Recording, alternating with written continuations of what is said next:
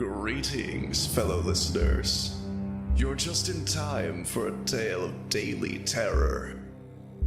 Today's story is based on a popular trend online. Here is Welcome to the Group, as part of 365 horror shorts.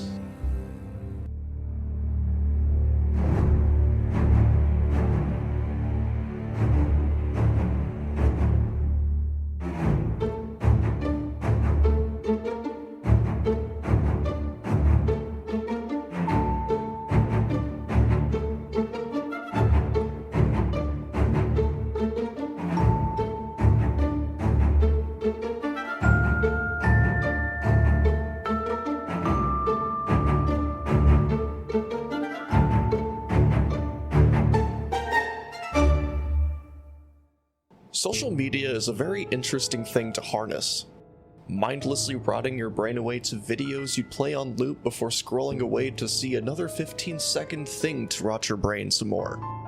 It provides mental stimulation when you need it most, but sometimes the mindless entertainment goes a little too far, into obsession.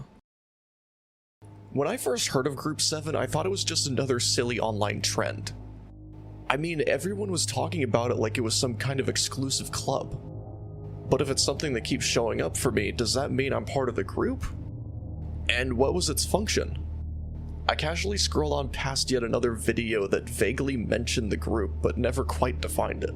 And not 2 videos later, I was back to the group videos. It made literally no sense. And why was the guy in the video chugging a milkshake?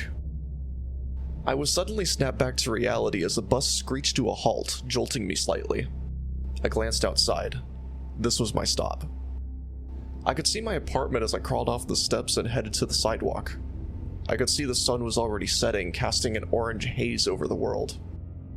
The wind felt a bit chilly, making me regret wearing a short-sleeved shirt. It was strange, I thought. It almost seemed weird to address, but I didn't hardly remember getting on that bus to begin with. I shrugged it off.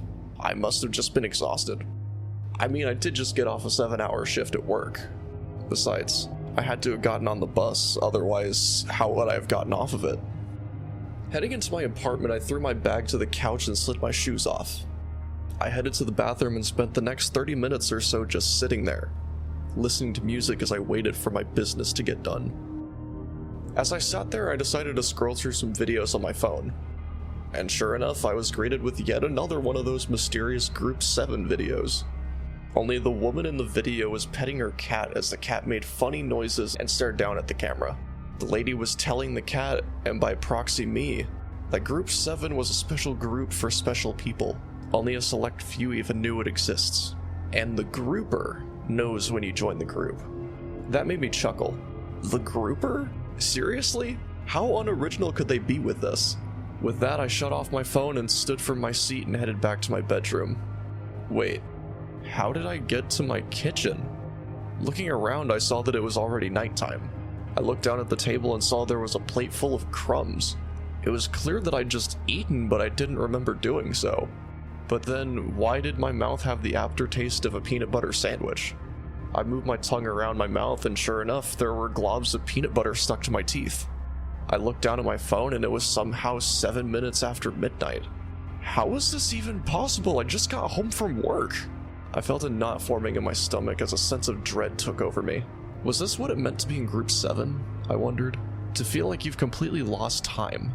Like the simulation is breaking down around you and you're just stuck there, forced to bear witness with nothing you can do about it.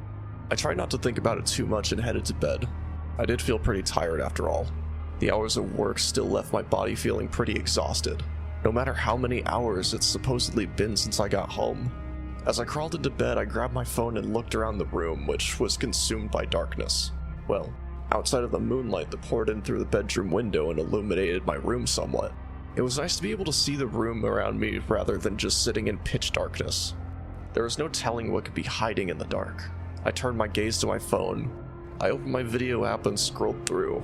It didn't take long before I found another video about Group 7. This one was a little off.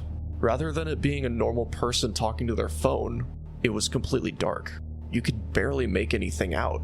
Suddenly the dark room in the video was illuminated by a bright pulsing light, and each time the light pulsed I could see a new person entering the frame, shrouded in darkness. Then another, and another. The video was starting to freak me out, so I quickly scrolled past it. Then my phone shone black with a white logo of my phone brand in the center of the screen. It stayed there for a while. A little too long, I'd say. What's going on? I asked myself as I could feel a sense of dread overtaking me, my heart racing a mile a minute. My phone never just randomly reboots like that. Just then the phone screen turned black and nothing happened. Did my phone just die? Suddenly a familiar red pulsing light illuminated my room. Each time the red faded back in, I jumped as another dark figure appeared in a random corner of my room. Then another, and another, until the red pulsing light stopped and kept my room illuminated. I held my breath and shut my eyes tightly, hoping that it was only a nightmare and it would soon all be over. Slowly, I opened my eyes and nearly jumped out of my skin. There, standing over me, was a large figure in a large red cloak. Its hood was pulled up so I couldn't see its face. It handed me a letter.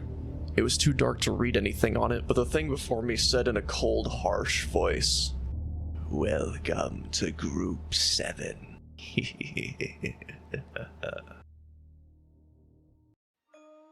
This episode was written and produced by DL Dare. All audio is from epidemicsounds.com. If you enjoyed this episode and want to read more 365 horror short stories, check out 365 Horror Shorts on Substack, or at 365horrorshorts.blogspot.com.